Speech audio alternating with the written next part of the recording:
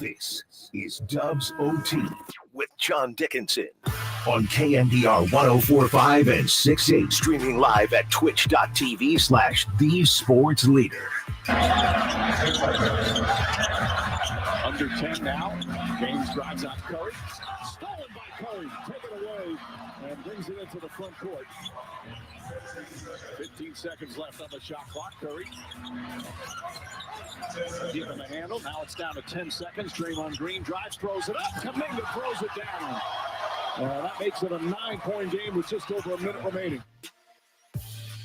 Well, that would end it in favor of the Warriors as they get the job done. Long final 2 minutes of this one. It took about 20 with reviews and challenges and clock malfunctions. It really did take away from what was, for the most part, a spectacular game. Highly competitive game, back and forth game, and a little bit of a prove-it game maybe for the Warriors as they go down to Crypto.com Arena in Los Angeles. They beat the Lakers 128-121 is the final. We welcome you inside Dubs OT here with John Dickinson on KNBR, the sports leader. 808 KNBR is the number to give us a call or shoot us a text as we react to this one. Warriors get a win that I think they had to have if they were going to continue to make any semblance of a push up the Western Conference standings.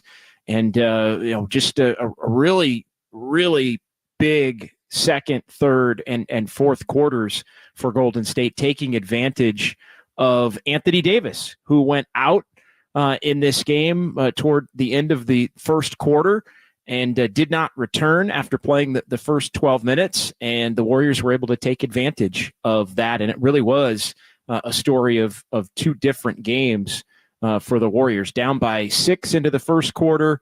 And then for the remainder of the game, the Warriors outscoring the Lakers by 13 over the final 3. So we do have a couple of phone lines open. 808 KNBR is the number to give us a call or shoot us a text. So we appreciate everybody filing in here on YouTube and Twitch, and those of you watching as well on the Twitter/X stream as well. We certainly appreciate it here on a Saturday night where the Warriors show some life and continue to be really good on the road. 415-808-5627, the full number there to participate in the program. And we'll keep things going on into the 8 o'clock hour, 9 o'clock hour, as late as the people want to go here tonight on the Sports Leader. So looking at this one, again, mentioned it was kind of a tale of two games, but the Warriors did get off to a good offensive start in this one. Kuminga and Wiggins doing all of the scoring in the early part of this game. Jonathan Kuminga hitting jumpers, hitting threes. The Lakers are always a team that really dares Kuminga to take and make jumpers, and he was making them pay. 4 early ones, 2 from 3, and the outside stuff for Kuminga's really looked a lot better of late. And the Lakers, though, up 25-20 despite the hot start. I think Kuminga and Wiggins had the first 15 points of the game for the Warriors. Stephen Curry didn't score in the first quarter, but Klay Thompson did come in, and Klay Thompson was red hot for the Warriors. Both teams really shooting the ball well.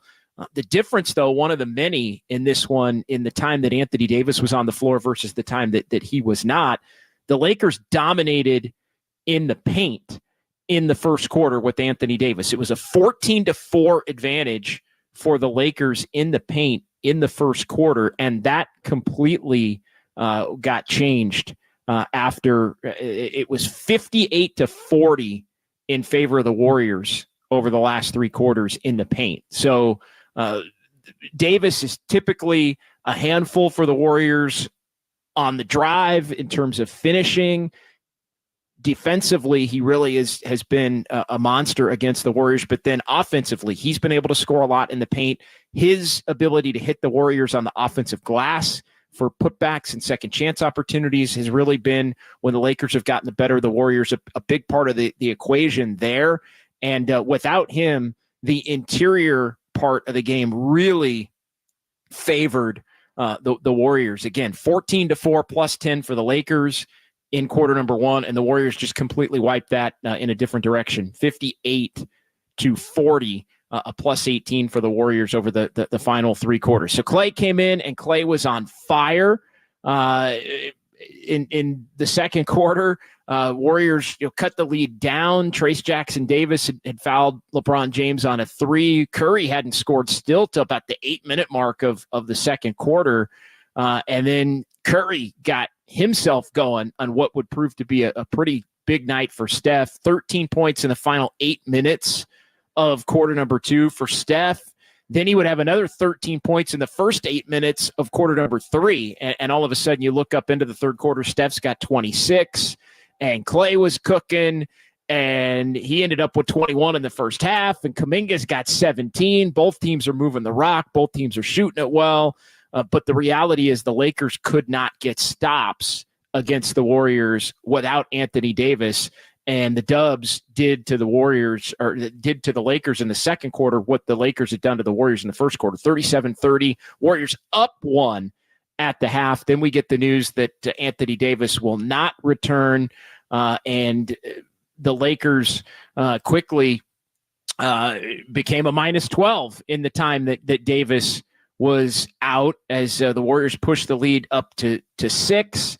Middle of the third quarter, Curry hits a 4-point play, and as part of that 13-point 8-minute stretch in quarter number three. And LeBron, it really became LeBron trying to drag the Lakers back, getting into the lane, trying to get to the cup, trying to get to the free throw line. Lakers did cut it to 5 late in the third, but then it was basically the Warriors having enough throughout the third and the fourth quarters to stave off LA. In a victory that Golden State really had to have. When you look up at the standings now, and there are some games that are still ongoing that will have to update things, but the Warriors move back into ninth. Tonight was really a case of, and we talked about it on Just Dubs earlier today here on KNBR, the sports leader. If the Warriors are going to make any kind of push and get out of the 10 spot, it had to start with a win tonight, regardless of how it came. Steph and Draymond were back. Draymond was on one in this game tonight. Tonight was and look, this is what it takes to win road games, even without Anthony Davis, against like opponents. And I think the Lakers, more than any other team in the West, have been in the similar opponent category as the Warriors here, with both of these teams basically coming in a dead heat for 9 and 10. But the Warriors got a great Steph Curry game after a slow start. They got a pretty good, if not great, Kuminga game, the way that he started. 23 points for Jonathan Kuminga. Klay Thompson had 26 off the bench. So you look at tonight, and our guy Greg Silver had basically mentioned, it's going to take Klay and Steph to both have big games. Well, Steph and Klay both had big games, and Kuminga had a big game. They had 3 with 20 or more. I think it was just the 9th time that the Warriors had 3 with 20 or more, but it was Steph as the leader, Klay as the 2 tonight, and Kuminga as the 3, all over 20. That's basically perfection as how the Warriors would want to draw it up. And then you get Wiggins with 16, and Trace Jackson Davis with 10, and Chris Paul with 8, 6, and 4 off the bench. And the Warriors did the number on the Lakers in terms of bench points in this one too, 47-25. So the Warriors basically got good games from everybody. I mean, if not great games from a handful of players. And that's exactly what they needed to have enough, in addition, with Anthony Davis being out, to have enough to win. I haven't even mentioned Brandon Pajemski, who was right up there among the top plus-minus players for the Warriors in this game, with right next to Draymond Green. Plus 10 for Pajemski, plus 12 for Draymond. You look up, and basically everybody tonight other than GP2. Not a good GP2 night, but the Warriors didn't really need GP2, and this one did hit a 3 early, but really wasn't much of a factor beyond that. Trace Jackson Davis, -4, but he was a factor. 10 points, 3 boards, 4 assists. So you can say what you want, kind of throw the plus-minus out there. But to everybody else, a plus. From Pajemski, all the starters, Kuminga, Wiggins, all Steph in the plus category. And a big and much-needed win for the Warriors. And what does it do? it immediately puts them right back into ninth. And hey, the Warriors might have a tiebreaker against somebody. They might have a tiebreaker against somebody. Still to be played, one more head-to-head matchup between the Warriors and the Lakers as they now move into a virtual tie, both at 4 games over the 500 mark, 35-31 for the Warriors, 36-32 for the Lakers. And you look at it, and the Warriors by percentage points, playing the 2 fewer games, have the lead over the Lakers, 1 fewer loss, basically tied, but the Warriors now have won 2 out of 3 in the season series, with the win in February at Chase and now with the win tonight down at Crypto.com Arena. And so the Warriors have taken 2 of 3. They'll play again on April 9th. And it was kind of a throwback with Steph and Clay both thriving together. And the Warriors have really struggled in Los Angeles, both against the Lakers and the Clippers. I know Stephen Curry had mentioned it on the ABC broadcast after the game. Like, he couldn't remember the last time the Warriors had won there. I actually couldn't remember the last time the Warriors had won there, going back through my it has to be a couple of years. I think you got to go back to maybe the championship year. I think the Warriors did, but not last year. They didn't, and they hadn't to this point this year. And they had the 3 playoff games where they didn't win a road playoff game for the first time in the Steph, Clay, Draymond, Steve Kerr era, in getting beat by the Lakers in that series last May. But all in all, a really quality win. And I guess we shouldn't be surprised that the Warriors are able to come up with this quality win on the road, where they now improve to 18-14 away from Chase Center, 17-17 home, 18-14 on the road.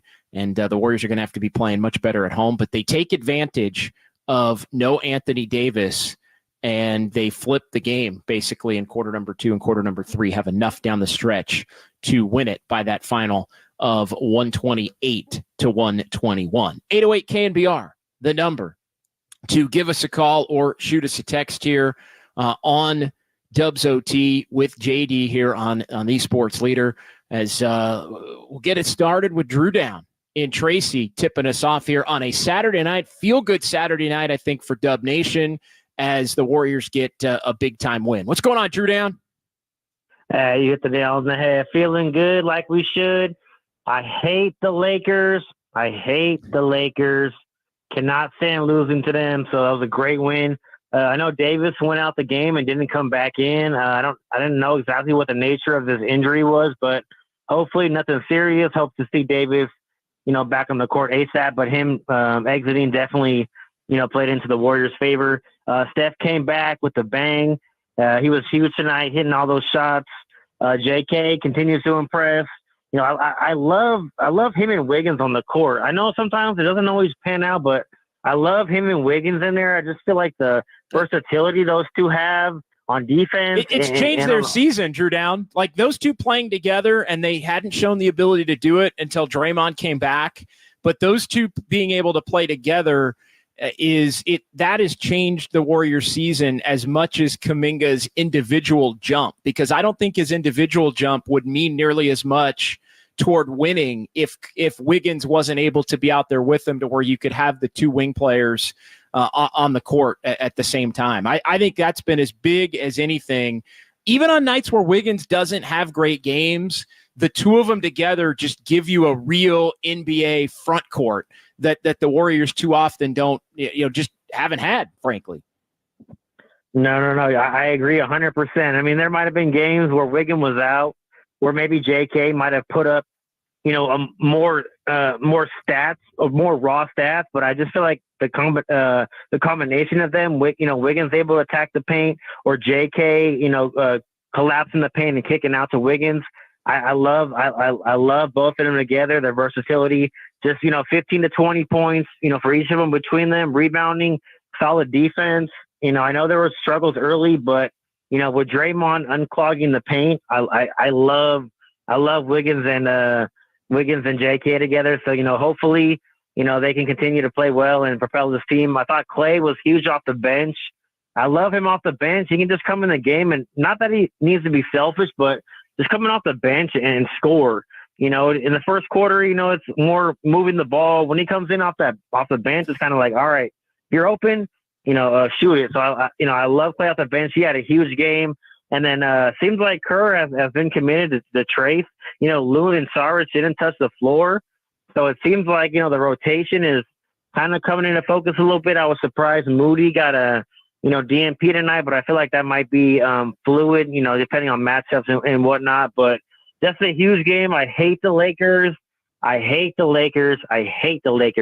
So great win for the Warriors. And let's try to keep stacking some wins together and keep climbing higher. Thanks, Eddie. Yeah, we'll see, Drew Down. Appreciate it. They're going to have to play better at home when you start to look at things moving forward. The 17-17 isn't going to cut it. You got the Knicks, Grizzlies, and Pacers, two Eastern Conference playoff teams and a team that you have to beat sandwiched in between in Memphis. But, and that's kind of where I wanted to go with our question of the night. We can bring in Greg Silver here for the first time on Dubs OT. And I know we had our question of the night basically arranged for if the Warriors didn't win the game tonight, but with the Warriors winning the game tonight, it changes the calculus a little bit on the question. But as far as the question of the night goes, as far as I'm concerned, it's, and Greg, you can help me phrase it as you always do. But it might just be a simple yes or no tonight, to be perfectly honest, because the question that I have is, does tonight change your opinion of a potential Warriors-Lakers play-in tournament game? And the reason I'm going down this road is, and I'll just give you my answer, it doesn't change it for me. And the reason that it doesn't change it for me is because Anthony Davis went out. Now, credit to the Warriors for handling business, but for them to get all of the great performances that they had tonight and still sort of be sweating it out, and yes, had enough to put the game away, and it felt an awful lot like a lot of the games that the Lakers have still come back and beaten the Warriors in some of these fourth quarters, and would have had an opportunity to do it maybe had Davis played. And I usually don't go down that path, but I'm still like, tonight doesn't make me think that the Warriors have figured anything out about the Lakers. It just tells me that without having Davis in the paint, the Warriors were able to, and credit to them for taking advantage of, the fact that the paint was left open and really getting in there and basically dominating the paint in the time that Davis was out.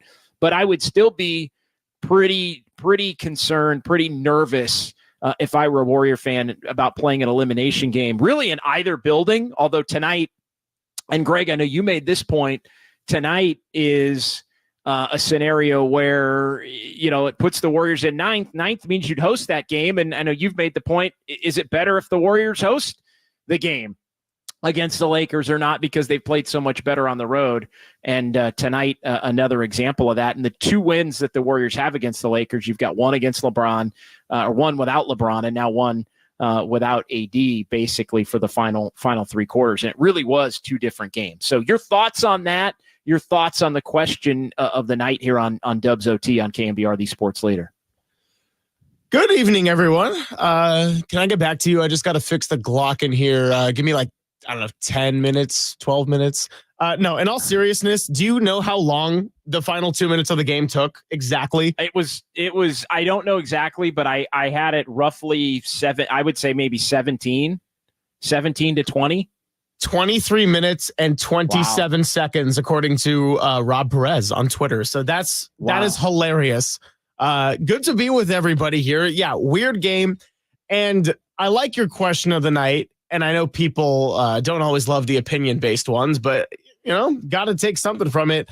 I'm with you. I knew what you were going to say, and I knew I was going to meet you right there, because my thought in the first half was, all right, Warriors are playing pretty good basketball, but bottom line is I think the Lakers just have better players than the Warriors overall, and good thing that Klay Thompson did have a really good game. I thought Kuminga had a very good game. I actually thought Wiggins, even though his shot has kind of disappeared for the most part all season, he had some winning defense down the stretch where the Warriors have shot themselves in the foot and been unable to protect leads. So I really liked that night, especially fourth quarter from Andrew Wiggins. And I thought Draymond Green was pretty locked in overall too. So yeah, they do have better players, the Lakers, in my opinion, but the guy that kind of routinely kills them, besides LeBron James, didn't play for the second half. And so, yeah, like it's just, you take it with a grain of salt. And I'm not saying it doesn't count. Like the Warriors had unfortunate injury luck within the last week and they got punished for it hard. So you got to take everything you can get. It's not that it doesn't count. It just doesn't change my opinion as we're going to state in our question. Yeah, no, it counts for sure. And yeah, maybe it is one of those that, maybe this would have been a game that the Warriors would have lost, but that they would have won the Chicago game if Steph had continued to play in that game, or win the San Antonio game, obviously, which I think they would have had Steph played in that game. And those things do tend to even out over a season. And look, this is a big win regardless. And again, all credit to the Warriors for taking advantage of it. It was clear that the Warriors were going to be a handful in this one, no matter what, given the first quarter that they played. But it just felt like a lot of these Warrior-Laker matchups in the first quarter as if the Lakers were going to be able to get enough stops or enough extra possessions or whatever it is to be able to find a way. And maybe it's just because I've seen it too many times in these last 10 head-to-head matchups where the Lakers have come out on top basically in a lot of these games that they've had to have. But you'll take it any way you can get it if you're the Warriors.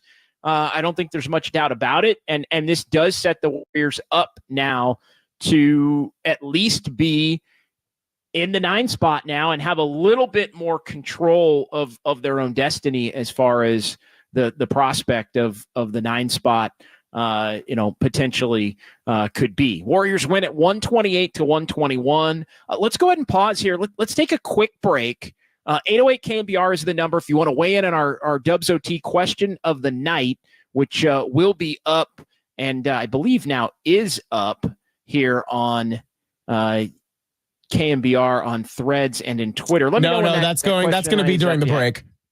Okay, we'll get that up during the break. We'll come back. We'll revisit it. But if anybody wants to react to it, does tonight change your opinion of a potential Warriors-Lakers matchup? And I also want to get into something Steve Kerr had to say before the game that I think played out tonight and could have the potential to play out here over these final now 16 games. Warriors win it by 7.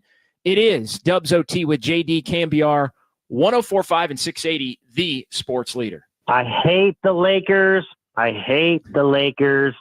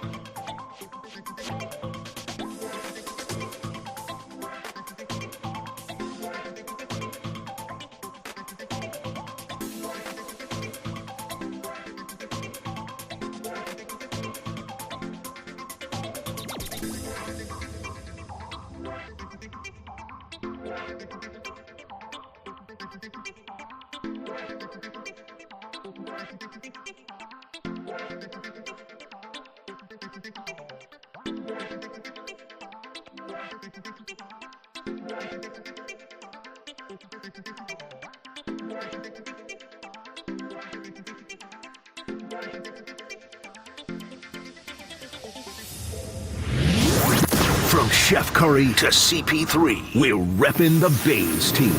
Dubs OT with John Dickinson now continues. Streaming live on YouTube at KNBR 1045.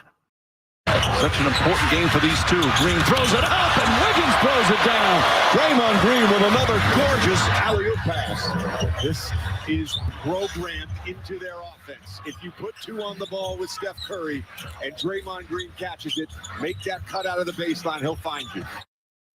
Yeah, Draymond Green finding a lot of people tonight for the Warriors. 13 assists, one of his 13 assists, kind of the quintessential Draymond game in this one tonight. 6 points, but he's a plus 12, 13 assists, 12 boards, a whole hell of a lot of really good defense, and the pace of play for Draymond Green was on point. Put him in the positive category in 34 minutes. A lot of positives for the Warriors in this one, including Stephen Curry's 31. They get 26 from Klay off the bench on 9 of 15 and 5 of 10 from 3. And then Jonathan Kuminga was doing all of the scoring early. He ends up with 23 points, another efficient Jonathan Kuminga night, and he's hitting jumpers at a higher level than we've seen him really over the last week to 10 days. And he starts doing that. And I thought tonight you saw like some of the jumpers that he hit early allowed him to have more space late. He kind of ditched the jumpers in the second half, but it allowed him to get more at the rim. And even a couple of free throws because he proved himself to be a little bit more of a threat on the perimeter. And the Lakers are one of those teams, I talked about it right off the open, that the Lakers are one of those teams that does really like to make Jonathan Kuminga shoot the ball from the outside. And he seemed to be ready for it and willing to take a couple threes, but be ready to knock them down and even, hit a couple of those pull up, 15, 10, 10 to 15 footers. And I think that kind of throws the game plan off if you can get those early and then come back and get in the paint and get the lobs and get the cuts and all of those other things down the stretch. Good Andrew Wiggins game tonight for the Warriors, +7. He scores 16. And our Dubs OT question of the night here on KNBR, the sports leader: does the win change your views on a possible play-in matchup for the Warriors and the Lakers, should they end up facing each other, which right now they still would? The only thing that's changed today is the venue. The Warriors would be taking on the Lakers at Chase Center if they were in the play-in tournament game. And again, the question of the night: does it change your possible views on the play-in matchup between the Warriors and the Lakers? Yes, they were locked in. No, no AD. AD being out changes it all. And the early returns, not even going to read them yet, but the early returns, strong leaning in one particular way. Let's get to Gary in San Ramon as we get back to the phones. 808 KNBR is the number. 415-808-5627. Golden State Lumber and Building Materials text line open as well. But Gary joins the conversation here on the phones on Dubs OT with JD. Hey, Gary. Yeah, going forward, I mean, you can just look at last year's matchup. Davis just destroyed us last year in the playoffs. And, this is just not a good matchup going forward. So, yeah, it was a good win. The Warriors took care of business. But, yeah, going forward, I'm not real excited about this matchup either way, playing them on their court or playing at Chase. So, and the other question I have is really a head-scratcher. Maybe you can enlighten me, to be honest. Sure. Yeah, Padinsky gets 35 minutes. He's basically non-existent on offense. He has 5 points, and yet Payton has 7 minutes and Moody has none. And, I just don't see the difference between having Payton out there and Padinsky, especially since Payton is the plus defender. Yeah, Payton didn't play well tonight, and he didn't look. There are nights where Payton looks springy and jumpy and real athletic, and then there's nights where he looks like he might be a little injured. And the Warriors are trying to keep him in the 15 to 20 minute tops range, really about 15. I thought his first shift tonight, he did hit a 3, but he didn't look great tonight. And he's also a guy that historically the Lakers, kind of like Kuminga, they will just dare GP2 to shoot the ball. Like they just won't even guard him at all. So from three, and basically just make him continue to shoot threes. And I think that makes him a little bit vulnerable in terms of being out there. And look, the other part of it is just Podziemski does little things. He takes charges. He rebounds for a smaller guard, only 5 tonight. And keeps the ball moving. Steve Kerr likes the fact that he connects the other players in a positive way. And, I do think he did that tonight. You look up at the end of the night and Podziemski was right there among the leaders in terms of plus minus for the game. He ends up plus minus for the game, a plus 13, which is the leading plus minus for the Warriors tonight, looking at the final box score. So good things happen when he's on the floor with other players. So I think that's a big part of it. And the truth is Moody has struggled to make shots. And I think, Moody got an opportunity, and, we've seen this with Moody a lot when he's getting opportunities, and he either needs a full blown opportunity, or he needs to be a guy that basically doesn't play and kind of gets that last man in opportunity. Like, all right, I'm not playing you tonight, but things aren't going well. I'm going to throw you in for a spark. He tends to play well in that instance, or if he's just getting a lot of minutes, right? Like the road trip when Wiggins was out and they just started him. Anything in between, anything that's like, oh, we're going to play you 5 minutes a half here or there. He just doesn't, and I'm not even saying it's his fault, but he just doesn't consistently bring enough positive impact in those shorter stretches. And to be a role player on this team with as many other players that are going to get run, he has to be able to play well in those little small windows, and he hasn't. And I think it becomes a thing with Kerr where if you're not going to play well in the small stretches, then it almost becomes better to not have him in the game at all. And I think that's why he was like, you know what, I'm sticking with the main guys tonight. And the main guys, Podziemski is one of them, and Moody really isn't. And tonight Payton wasn't either. So long-winded answer, Gary, but I hope it explains it somewhat, at least the best that I can. Yeah, my concern is that can we afford to have him only get 5 points? Fortunately, Clay bailed us out with a big night. But if Clay hadn't bailed us out, then what do we do? Well, great point. And excellent point. You're right. You can afford him only getting 5 points when Clay has 26 and Kuminga has 23 and Wiggins has 16, right? Like you got offensive games from Wiggins and Clay that the Warriors haven't been getting. Now they have been getting 23 from Kuminga, and obviously Steph is, he's a 30-point a game scorer. So that was more normal for what's been going on lately. But you're right. You offset it because you got 42 rather from Clay and from Wiggins, which you just hadn't been getting. But and thanks, Gary. Appreciate the call. But you're not going to count on Moody and Payton to be scorers either at a high clip, which I think is another part of that equation. It is Dubs OT with JD here, KNBR, the sports leader. 808 KNBR is the number to give me a call or shoot me a text. We've got a lot of people weighing in here on the YouTube chat. We always like to get into the YouTube chat tonight and every night here on the Sports Leader, but also want to get to the phones as well and make this show as interactive as possible as we roll after every single Warriors game here on KNBR, the Sports Leader. Let's keep it rolling here with Mark in Millbrae next on the phones at 808 KNBR. 415-808-5627. Thanks for joining the conversation tonight, Mark.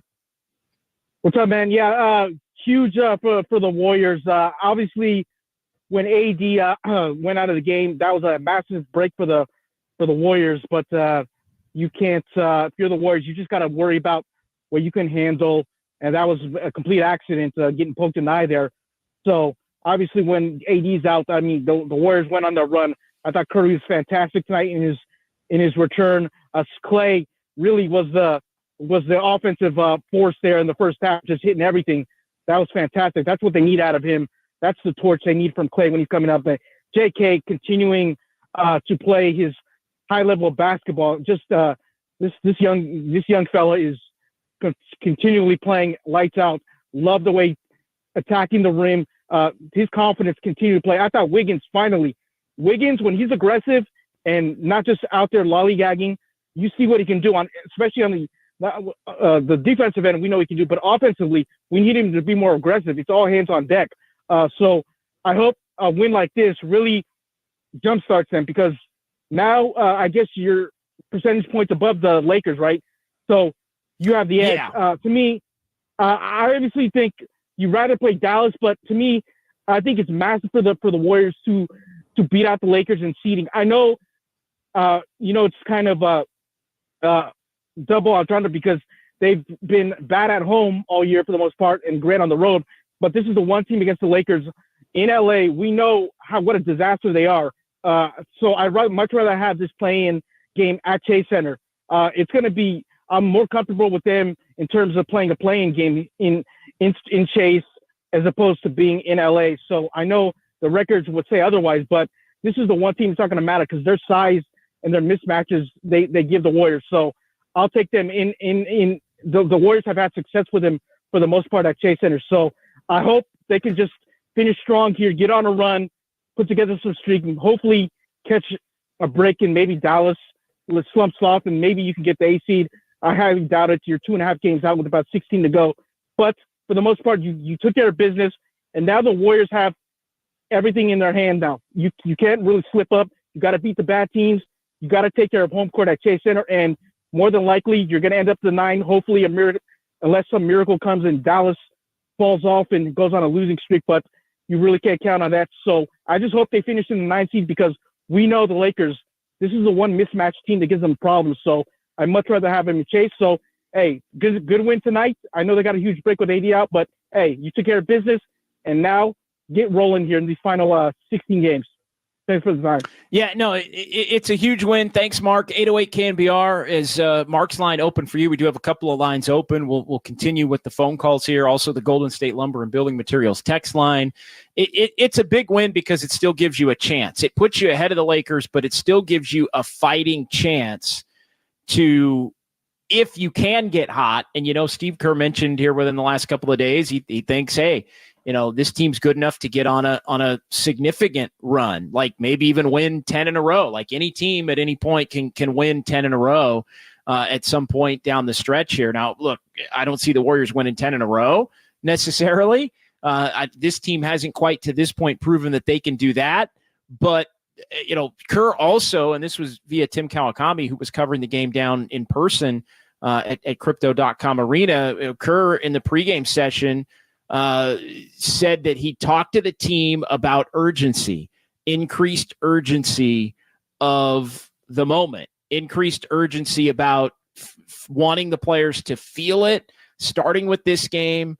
And he did double down and say that he still believes that they can go on a big run down the back stretch for playoff positioning. And so regardless of how, they needed to get it done, they got that off to a big time start. And I thought the Warriors did come out and play with a lot of urgency. Like Wiggins and Kuminga were on one tonight. Steph started quietly but got going. Clay was on one. Draymond was on one. Now, can this team do that over and over and over and over these final 16 with the games coming rapid fire every other day? Now here they're going to go, Monday, Wednesday, Friday, Sunday, Tuesday, it's every other day here for these last 16 with a couple of back-to-backs. I think 3 back-to-backs mixed in there as well. And so that's going to take a physical toll, and the Warriors are going to need more than the guys that played basically tonight. Kerr played 8. I mean, Gary Payton II did play 6 minutes, but, he didn't play Chris Paul a lot tonight. Chris Paul was a 19-minute player tonight. GP2 was a 6.5-minute player tonight. Clay got his 30.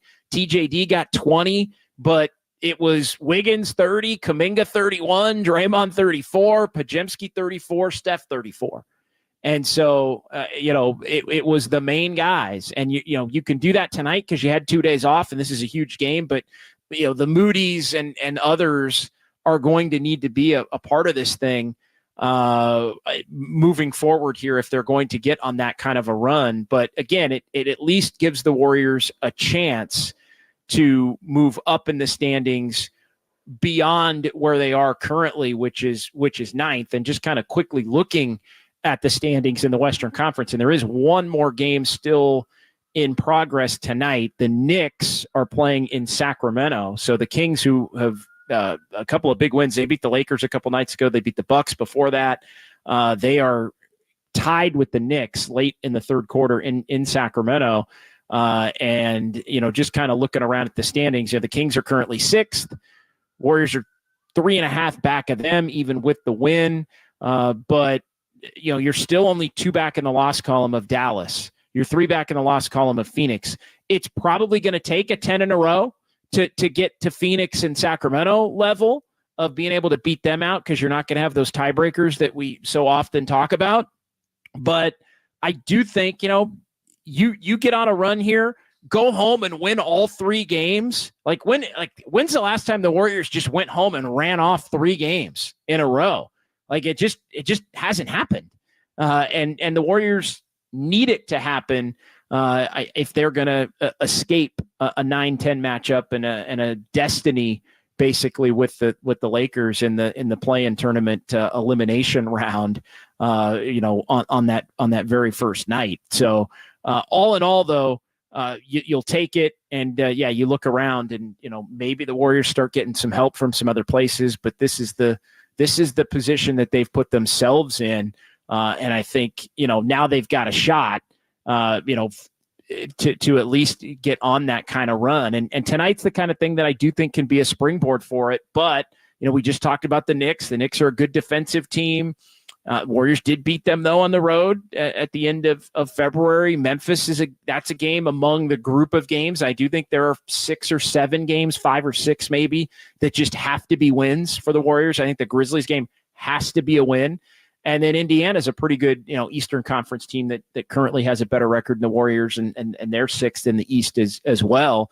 I mean, hell, the Knicks have a better record than the Warriors, even though the Warriors got them woefully shorthanded at Madison Square Garden, and we're able to handle them back at the end of February. So 808 KNBR, the number. A lot of people weighing in here on the YouTube chat tonight.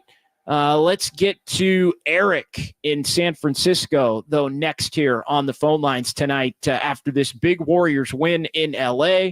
Eric, you're on the Sports Leader.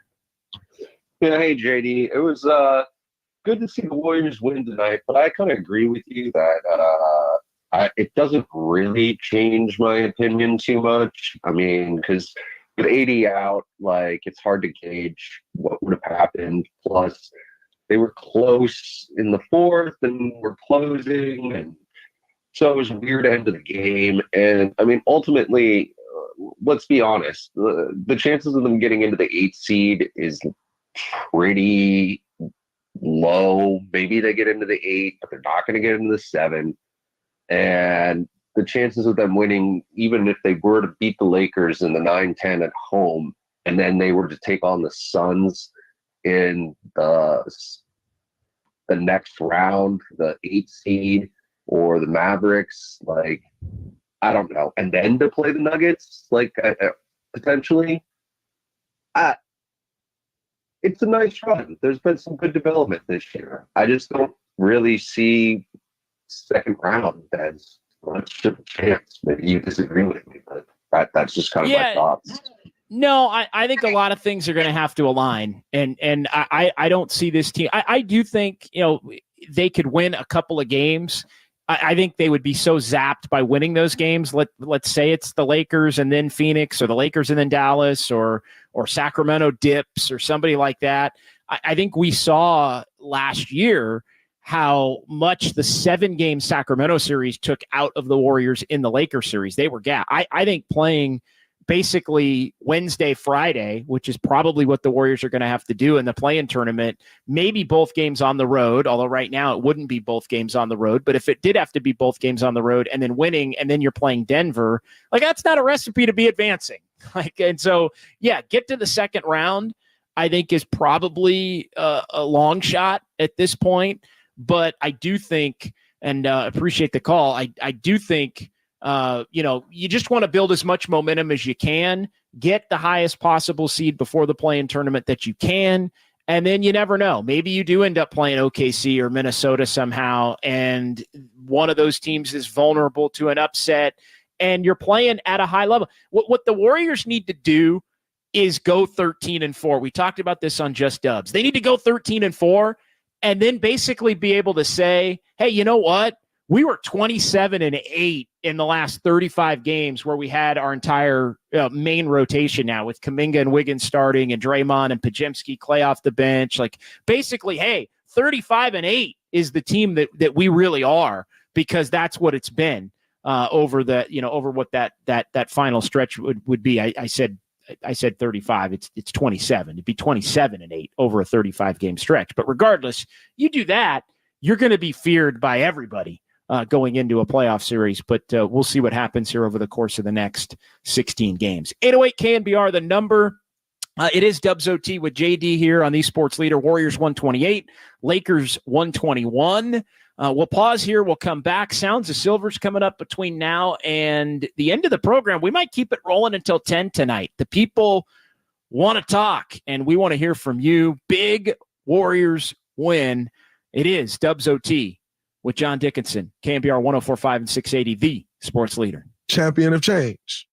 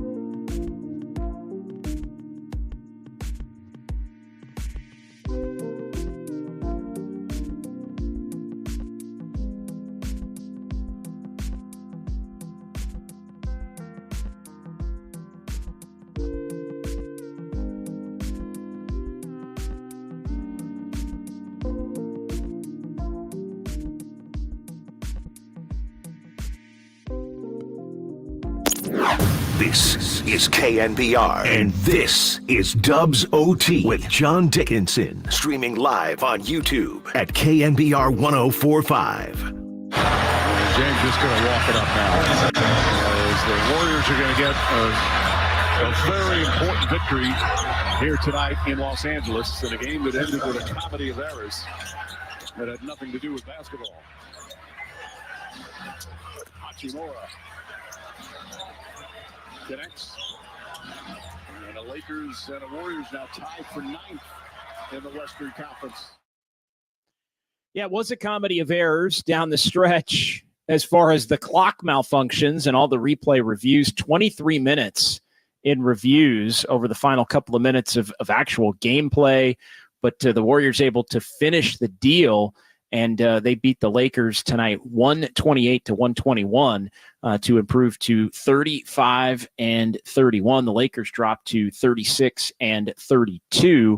The Golden State Lumber and Building Materials text line wanted to weigh in on this from the 925. I think it was a good point. After all the clock stuff, I really like the way the Warriors closed out the end of that game, which is where they had lost games earlier in the season. Yeah, I think everybody was frustrated with it, but the Warriors did handle themselves in a really composed manner down the stretch. And, it helps when you have a little bit of a cushion.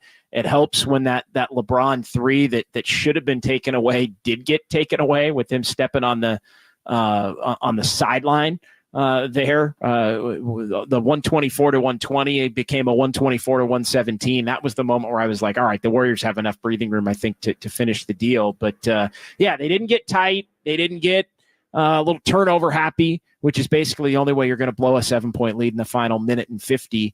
And so it was a nice win from that standpoint as well. 808 KNBR is the phone number to give us a call or shoot us a text. We've got the great Greg Silver back in our San Francisco studios as well. 415-808-5627. That is where people can give us a text as well. 510, I think misunderstanding what I had said. I had said in the last segment, the Warriors won 3 in a row, Feb 27 to March 1st. Knicks being shorthanded is not the Warriors' problem. Warriors were shorthanded most of the year. No, what I was saying is, when's the last time they've gone home and won 3 in a row? They've done it on the road. They've done it on the road more than they've done. Hell, they won 8 in a row on the road. They're 11-2 or something in their last 13 or 12-2. They've won so many games recently on the road that I've lost count. That's how well that they've played on the road. My point, and yeah, I don't care who's out, but if certain players are out, that means you need to take advantage of it. And the Warriors were able to do that tonight.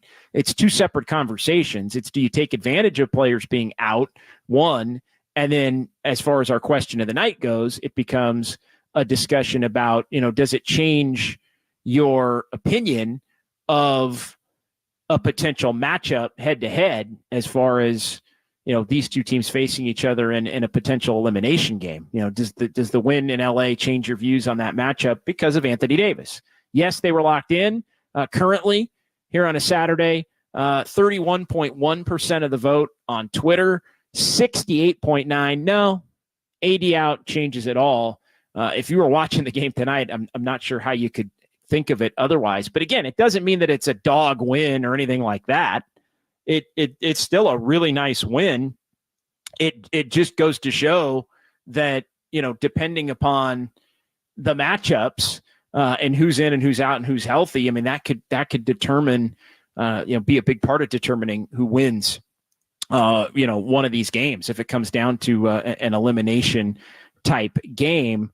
And so, yeah, I mean, that's what it boils down to here tonight. Let's dig into the YouTube chat. We bring Greg Silver back in to the conversation as well here tonight. Love the new look on the YouTube stream. And we are live on YouTube, Twitch, and the KNBR Twitter/X feeds tonight. And yeah, little different look tonight, but I think this is a look that is going to steady things here and lead to fewer cuts and fits and starts and different things. I know we had a real rough show with some of the cutting in and out last week at home. Actually, it was one of the games I think it was the San Antonio game.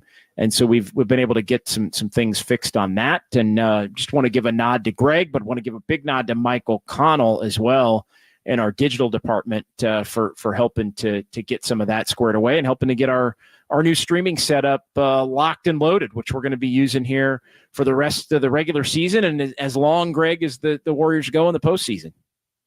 Yeah, and we hope that they do get into the postseason because that means some big things for us and more momentum on these shows and more time together. And I don't know, just all around goodness is what I would say at the late hour of 9:09 on a Saturday. Yeah, and look, I'll say it. It means more trips. It means more trips for yours truly here. I mean, it's I mean that's what I'm hoping for. I'm hoping for give me LA and Dallas and Denver. Give me all three.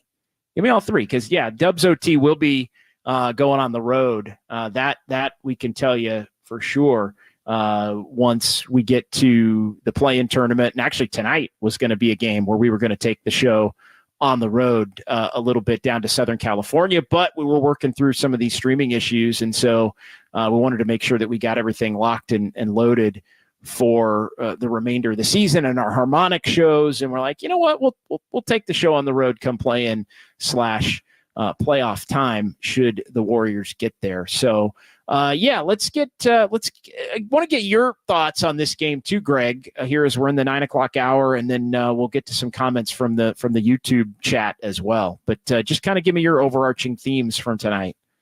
I mean, you got to take advantage of things going your way. Like I said, the first time I was on tonight, like the Warriors didn't have great injury luck over the last week with not having Steph Curry, and that was a big problem. So yes, I would never want Anthony Davis to go and get injured, but him being out, it's something you have to take advantage of in the same way of LeBron James was out the previous game and you had to take advantage of that game and then you went and won. So good win for the Warriors. I don't think it changes a whole lot. I know Eric on the phones kind of said the same thing. I know me and you try to stay pretty grounded after each game, win or loss. I actually thought the rotations were fine tonight, in all honesty, and it helps when as many players as did had good games. Like you didn't have to worry about having a short leash on Kuminga or Klay Thompson because they were good, and Andrew Wiggins was pretty good, and Steph is Steph, and Draymond was not having problems or foul trouble. So that allowed you to get a little bit of production from Trace Jackson-Davis and Brandon Podziemski without relying so much on them. I think it was a game that, you actually wanted to have fewer people in the rotation because everyone was finding their rhythm more so. And as we've said numerous times on the show, Steve Kerr usually does better when he has 8 or 9 guys to play with rather than 10 to 11, like has been the case for a lot of this year. Also want to say what's up to Douglas Mikes as I'm going to one of the comments from back here. And yeah, get to it. Yeah. No, I thought this one was funny, and it did encapsulate the mood a little bit for me too, where it's like, it's not that the win doesn't count or you shouldn't have anything to be happy about, but very strange all around. Warriors got to take what they can get. Now they're tied for 9th, and that's something, right? You're trying to get to 8, one step at a time. Yeah, you should be happy. Your Warriors fans should be happy. I mean, I go back to Drew Down, right? Like I hate the Lakers, right? I mean, how many Warrior fans? You want to. The Warriors could be 20 games out of a playoff spot right now, and you'd still want to beat LeBron and beat Anthony Davis. So you'd celebrate that regardless. So, I mean, that makes it a good night. It's just a layered or a tiered conversation. Nobody should be feeling badly that AD was out. Jimbo, Kuminga was out of the gate flying and on the muscle, no doubt. I thought Kuminga was awesome at the beginning, and he was hitting jumpers at the beginning, which, I still kind of, I don't know. But hey, if they're going down and they've been going down lately, then take them. And I thought he took them purposefully tonight because the Lakers had been so blatantly obvious in terms of just daring. I mean, the Lakers wouldn't put a player within 15 feet of him in some of these other matchups. And it has made Kuminga look a little unsure at times. Like, what am I supposed to do? Tonight he was like, forget it. I'm going to take a couple dribbles in and hit a 15-footer. You're going to give me this three? I'm going to knock it down. And that's going to open up things for me later. I know I mentioned this earlier, but I just really I thought Kuminga played real purposeful from the jump, and that's spot on. So we gave him a lot of credit for how he's responded to having rough first halves at times, but even better is when you don't have a rough first half and you're just going at it from the get-go. Yeah, and again, I know I've been, I don't always love the jumpers, but his shot's getting a little better, it seems. His three ball's been a little better lately. I know it's still 32, 33% for the year, which is, still in don't shoot it a lot mode. But, that pull-up 15-footer is looking better than it has at any point. And if, at the end of the night, if you're not taking shots that take your team out of the game and you're winding up, as I look at the box score on Jonathan Kuminga, 9 of 16, and you get 23 points, like that's a great night. That really is a great night. It's an even better night when that's your third leading scorer, because that means that somebody else went along for the ride in addition to Steph, in addition to JK. And I think that's why the Warriors, they got 128 tonight.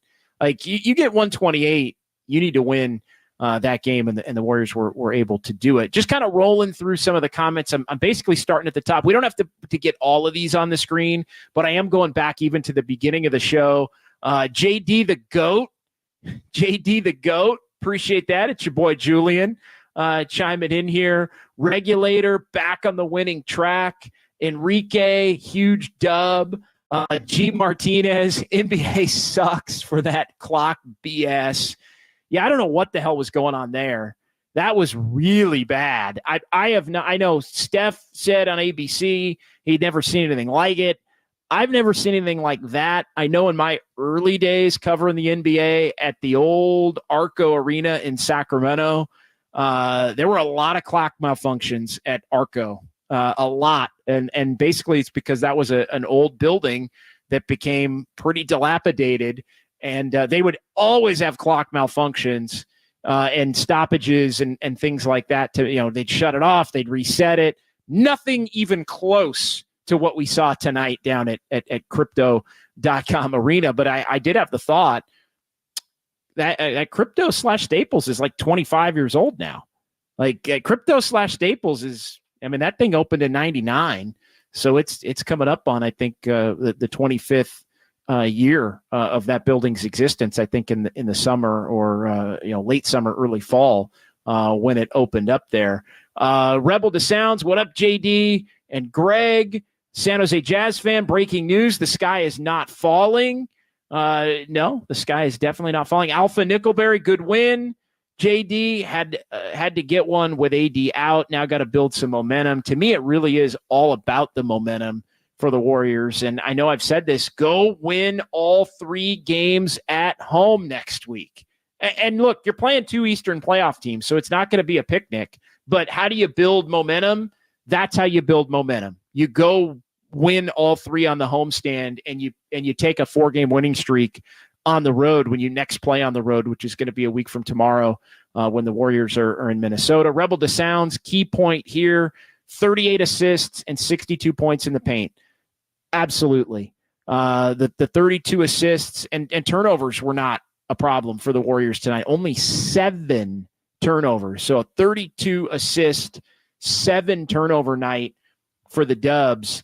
That is huge. And then you look up at the numbers as well in terms of the points in the paint. 62-54. We talked about it right off the top of the show. It was a 14-4 advantage in favor of the Lakers in the first quarter. So the Warriors 58-40 over the final 3 quarters. That was huge. Regulators worried about the Rockets, much needed win. The Rockets are trying to come for that playing spot. Yeah, the Rockets did win again. They beat Cleveland, and so the Rockets have won 5 in a row, and they are 4 back in the loss column to the Warriors, 3.5 back overall, and only 3 games under 500 now. So yeah, the Rockets are on a little bit of a mini heater here as things start to wind down. The Rockets are not a good team on the road, though. Only 9-24 on the road. They've been really good at home, 23-11, which is among the better records in the conference at home, but they really have not done it on the road this season, 9-24. I'd still, the Rockets will lose a couple here to separate. FL Dubs fan, JK played a great game, although there were times LeBron got him. JK was working his butt off on defense. Yeah, it was a kind of an up and down game for sure. Defensively, I thought offensively it was on point. But I mean, but again, LeBron gets everybody, you know. All you're asking, you got Trace Jackson Davis. All you're asking is for an honest effort. And I think, Kuminga was locked in, man. Kuminga was ready to roll. It's your boy Julian. JD, you were the undisputed GOAT. Well, thank you for that. Appreciate that. Regulator, I don't blame the refs. That was Secaucus taking too long to review. It was also something in the arena. Like it was Secaucus on the reviews, but the clock stuff was at the table, some faulty wiring or some computer locked up or, something needed a massive reboot at the table, basically, at crypto.com arena. Basically all that stuff is run. If you ever get a chance to just walk down courtside at an NBA game and you just look at the table and there are freaking cables everywhere. There's Ethernet internet cables and audio cables and cords and this. I mean, there's just like, you've never seen so many freaking cables in your life. And, sometimes something gets unplugged somewhere and it's in a tough spot to plug back in. Sometimes like our YouTube live stream, things need to get a little reboot here and there and can freeze up a little bit. So whatever that was with the clock and everything, and then eventually the PA announcer having to call out the time and all of that, that was a malfunction at the table. Andis Brown, it was funny hearing the voice of God announcing the shot clock. Yeah, the great Lawrence Tanter, who I think is one of the best PA voices in the league. And you go back and watch. For those of you that are young, if you go back and watch like Showtime Lakers games on YouTube in like the mid 80s, like he's the PA guy. Like he's the PA guy with like Magic and Kareem and Shaq and Kobe for sure. But like he goes way back. Like he's been the PA guy there for like over 40 years. So yeah. And my Laker girls. Like I that's a bad Lawrence Tanter, but he does, like when the Laker girls come out, he'll just like they'll do their thing and then he'll Laker girls. It's great. Like it feels like you're on Broadway near North Beach, if you know what I mean. Like Laker girls. Like you feel like you're getting a special show with the voice of God announcing things there at crypto.com arena. So 808 KNBR is the number. It is Dubs OT with JD here on the Sports Leader. But yeah, that I never seen anything like that. What happened there at the end? I mean, everybody was frustrated with it. LeBron was frustrated with it. Steph was frustrated with it. Steve Kerr hates that more than just about anything. He hates that almost as much as he hates traveling. Like Steve is on record saying that he would much rather just get a call wrong and keep the game moving than to actually spend that much time reviewing little calls. And I know there's a lot of people that view that, or, hey, the clock doesn't work, then fine, count it out. Let's go. Like it ain't going to make that big of a deal. Keep it at the table, keep it on a stopwatch, have the ref with a stopwatch, keep it out. But the delays were extreme. Matthew Williams needed that dub. Holy lessons. The difference was no AD. If we had the big could neutralize AD. We go. It is now an official show, Greg. It's now an official show. Need a big. The Warriors need a big. That makes it an official show here. But again, if you have a big, then Draymond and Kuminga and even Wiggins, there's like a trickle down effect to where those guys can't quite get the minutes in the ways that they need to. Regulator pointing out something that I hadn't pointed out yet tonight, which I probably should have. I got a little combobulated by the end of the game as far as my normal like prep routine. LeBron had 48 and 9. LeBron was awesome, like trying to pull the Lakers back into the game and keep them alive. We talk sometimes, Greg, about nights where the Warriors get a great performance from somebody and they waste it. 39-year-old LeBron going to be 40 in December, going for 48 and 9, and the Lakers end up losing the home game to the team that they're battling for 9 and 10. That's a wasted performance for LA, no doubt. There's nothing I can say negatively about LeBron's endurance and performance at this point. I mean, it's ridiculous. Like, even when the Warriors were starting to pull away a little bit, it was he had the back-to-back and ones. It was 110 to 101 or 113. He hit the three that got taken away, and it should have been taken away, but the three that got taken away was like, it was absurd. Are you freaking kidding me? Like, what is going on here? Yeah, no, and he had a 4-point play too. Like, he was doing his best Steph Curry tonight. I also want to ask our guy Kyle Haar a couple questions. He's been cutting great sound tonight, and now we can see his pretty face in the new stream setup we have. So, Kyle. Well, Kyle, how's it going? Yeah, just first of all, what's up? Second of all, what's your so our question of the night was, does the Warriors win change your opinions about a potential play-in matchup with the Lakers, regardless of the arena that it's played at? And our answers were yes, because they were so locked in, or no, because AD out basically was a huge deal to the point where it shouldn't really mean much in terms of changing opinions. Where do you stand on that one? Yeah, I'm more on the no side. I think AD being out really hurt the Lakers on the interior of their defense. I mean, you had Chris Paul pulling up from 12 feet, fadeaways over Jackson Hayes. You had Draymond throwing like 4 lobs to Jonathan Kuminga. I mean, even Curry was getting a lot of buckets at the hoop. So I think that is where Anthony Davis being out really hurt the Lakers tonight. So I'm going to say no, AD changes it all. Yeah, I mean, let's be honest, too. Anthony Davis is great at getting to the foul line, and this isn't to make a referees or free throw discussion about the Lakers, but Anthony Davis kind of kills the Warriors inside, and the Warriors get killed because when teams start gaining ground on them, they're taking tough contested shots on offense, and then on defense, they're fouling a lot and stopping the game and letting the other team breathe a little bit. Anthony Davis is better than anybody besides his teammate LeBron James at doing that to the Warriors. Second question I have for you. This one comes from an anonymous source online. Super smart question, though. Who did you tune in for tonight? Option A, Steph Curry and LeBron James. Option B, the shot clock operators. Ooh. Definitely the shot clock operators. And I was telling you beforehand when the PA announcer started counting down the shot clock, I thought, man, it would be great if we could get Morgan Freeman to be the PA announcer for the shot clock. Who says no? Who says no? Nobody would say no to that. No, absolutely nobody would say seconds. No. I could sleep on a pillow made of his voice. That would, yeah, no doubt. That is a great call, Kyle. Appreciate your thoughts on everything. And yeah, our question of the night, our alternate question of the night.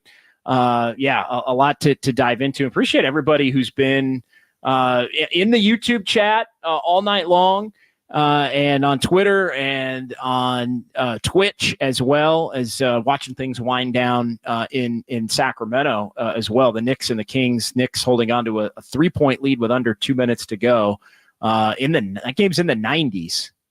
It's 94-91 with 1:40 to go down the road in Sacramento. So we'll keep you updated on how that one ends up going down the stretch. 808 KNBR, we'll get to Sounds of Silver coming up. Still more in the YouTube chat. Want to get to a lot of the comments. Warriors win 128-121. It's Dubs OT with JD, KNBR 104.5 and 680, the sports leader.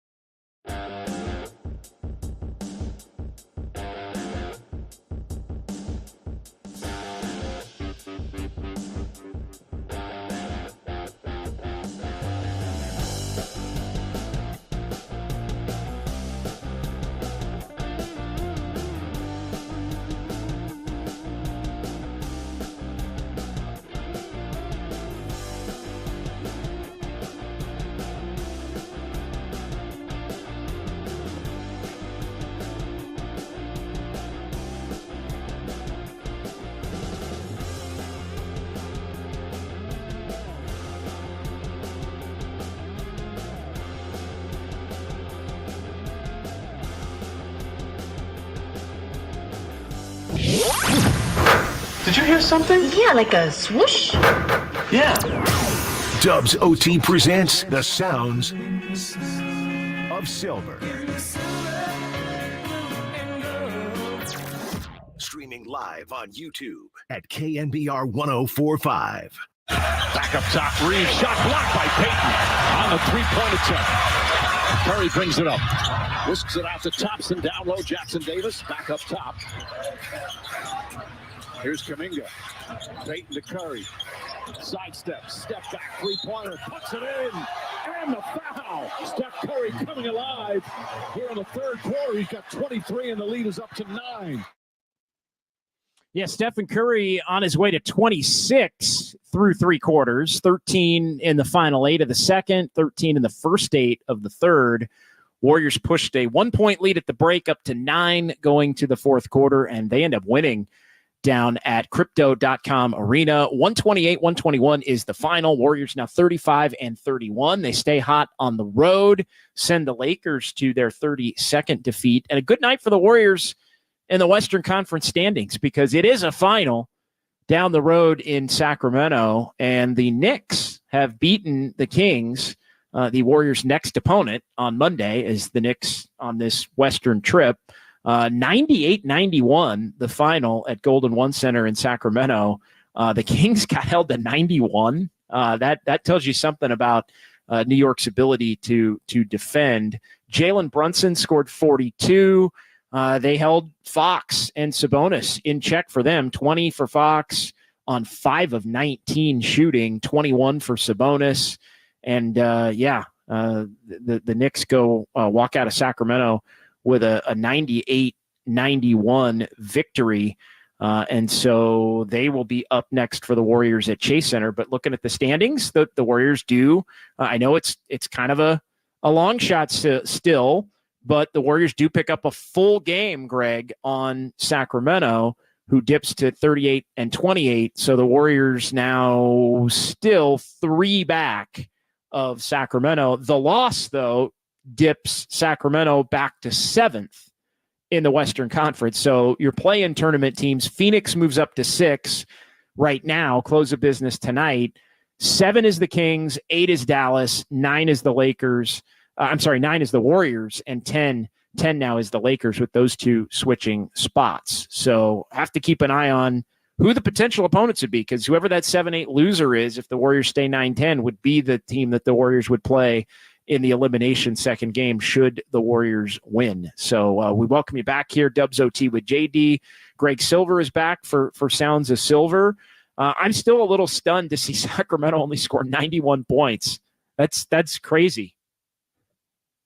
Oh, I know. When I was looking at the score originally, because I was going to talk to you about it during a break, I kind of thought it was the third quarter because, like a multitask here, kind of do a lot of different things at once. I'm like, oh, cool. Like Knicks got a nice little late third quarter lead.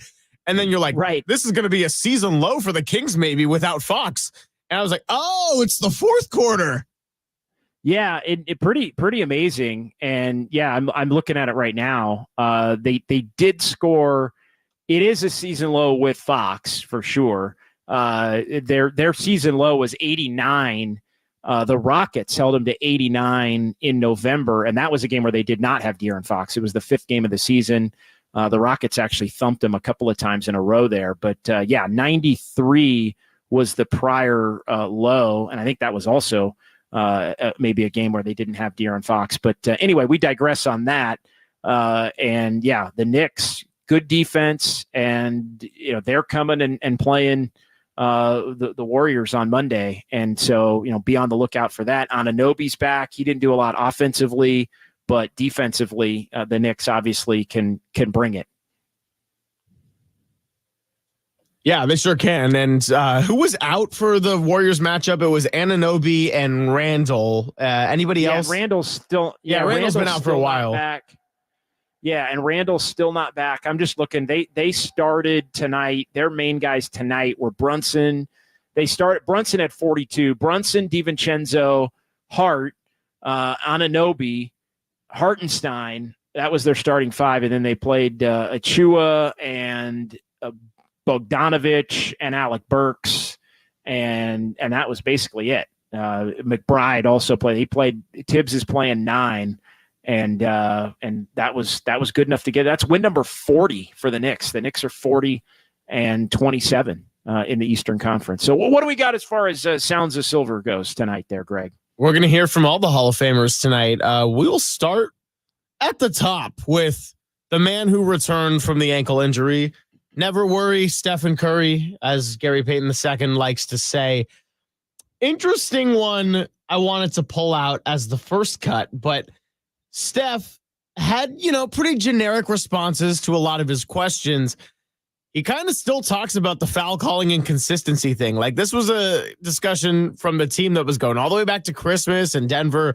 It's been brought up more than once now. So I did find it fascinating for a team that doesn't like to stir up too much drama. At least the veterans, some of them, at least Steph, that he's talking about it. So this is what he had to say at the podium. I just feel as long as it's consistent either way, whatever the tone of the game is, that helps everybody out there just play a good brand of basketball.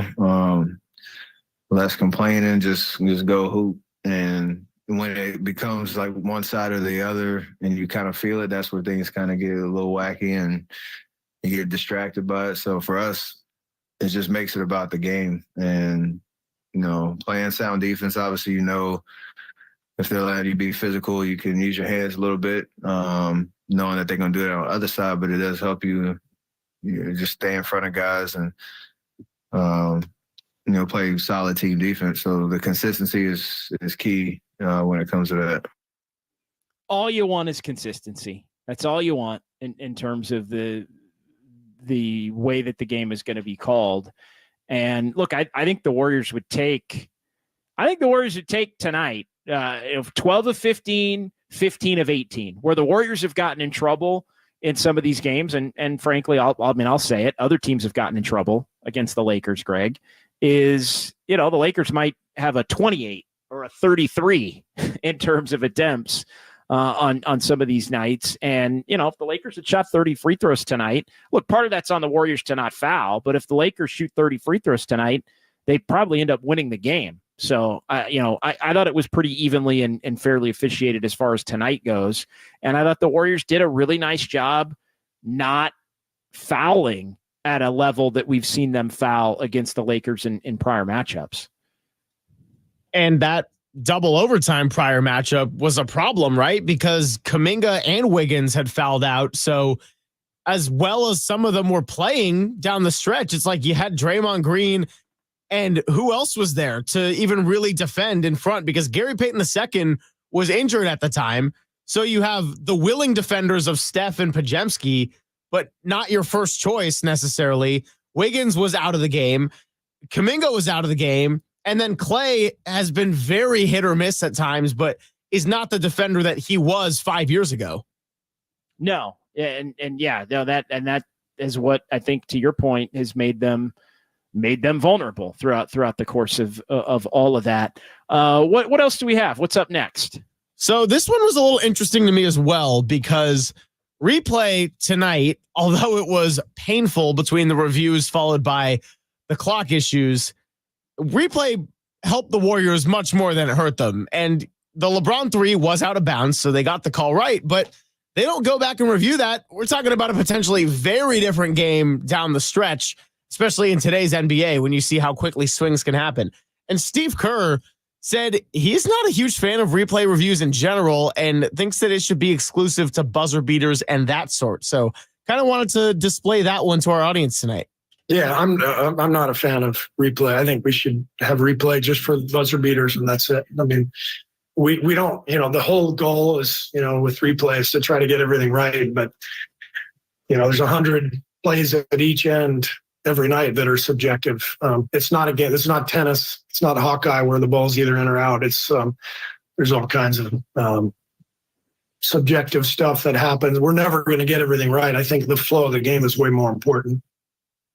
Yeah, and I would say for the most part, the flow of the game isn't impacted. Tonight, though, was an extreme circumstance where it was at the end. And unfortunately, I do think, and Mike Breen made the point on ABC, the fact that, the game was so competitive and well played both ways, right? You've got LeBron playing at just this out of this world level, and Steph is doing things, and Klay Thompson, it was a turn back the clock night for him, and Kuminga is doing it in a bunch of different ways, and Draymond's on one tonight running it up and down. Like, you got all this great play both ways, and then to have a game that looked like it was potentially coming down the stretch, could go either way, although the Warriors were in semi-control, and it just, the last 2 minutes just completely get wrecked by the review process at first, but then the clock malfunctions to boot, which I think is a little bit more of an outlier.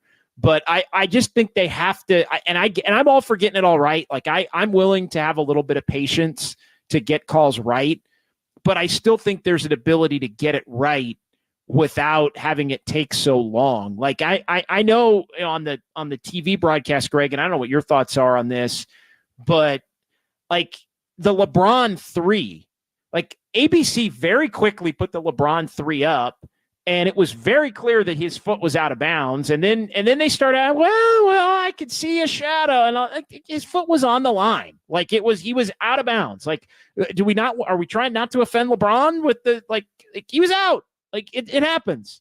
Like, no player is perfect, and it was a great shot, but it didn't count because he was out of bounds. Like to me, that one shot, that one should have been like boom, boom. Like, that one should have been all right.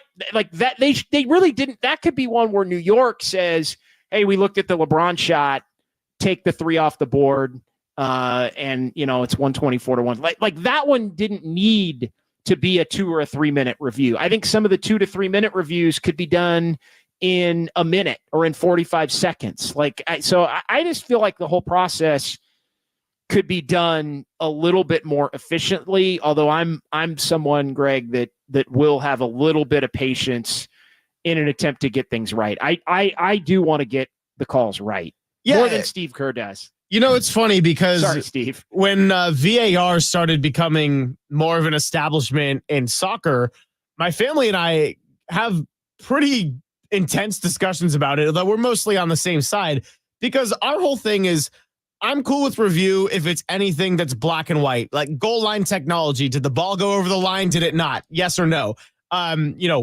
Did this foul take place inside the box or outside the box? Yes or no? That sort of thing. When you start kind of being like, what about like fouls, or, this ball hit the hand in the box, but was it an intentional handball? And you start getting into the subjective part of things.